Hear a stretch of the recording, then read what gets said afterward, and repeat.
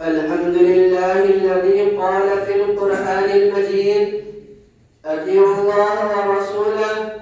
وأصلي وأسلم على النبي الأمي الذي قال عنه ربه: لقد كان لكم في رسول الله أسوة حسنة.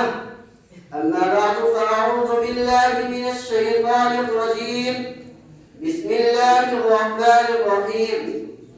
يا أيها الذين آمنوا أطيعوا الله وأطيعوا الرسول وأولي الأمر منكم، فإن تنازعتم في شيء فردوه إلى الله والرسول إن كنتم تؤمنون بالله واليوم الآخر، ذلك خير وأحسن تأويلا.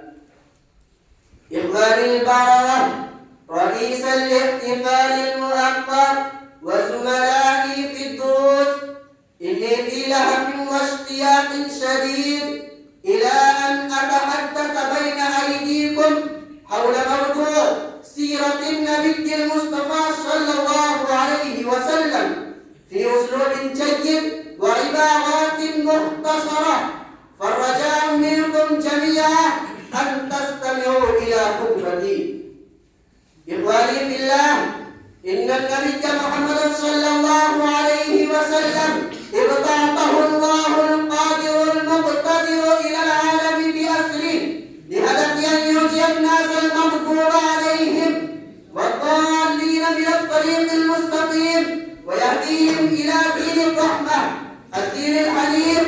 والنبي الكريم صلى الله عليه وسلم هو أفضل الرسل والأنبياء عليهم ألف تحية وسلام.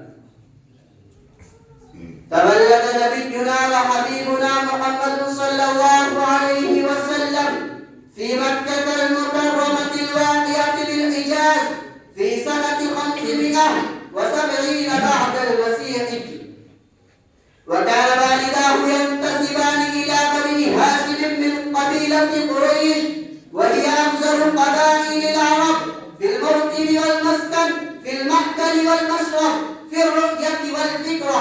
ارتحل والده عبد الله بن عبد المطلب في ذمة الرحمن، والنبي صلى الله عليه وسلم كان في بطن أمه الحنون آمنة بنت وهب.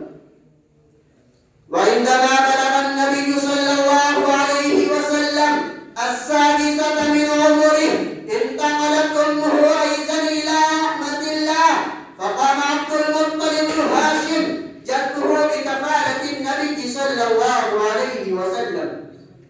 ولما بلغ 8 أعوام من سنه، انتقل جده عبد المطلب أيضا إلى رحمة الله، فكفله عم النبي الكريم أبو طالب، إن الرسول الأعظم اشتغل بالرعي والتجارة حينما كان شابا قويا. فعندما بلغ 25 سنة من عمره، تزوج بامرأة شهيرة في التجارة والمال، السيدة خديجة بنت خويلد رضي الله عنها. وكان النبي صلى الله عليه وسلم يتعبد ربه في غار حراء خارج مكة من كل عام شهرا كاملا. وبذا أختم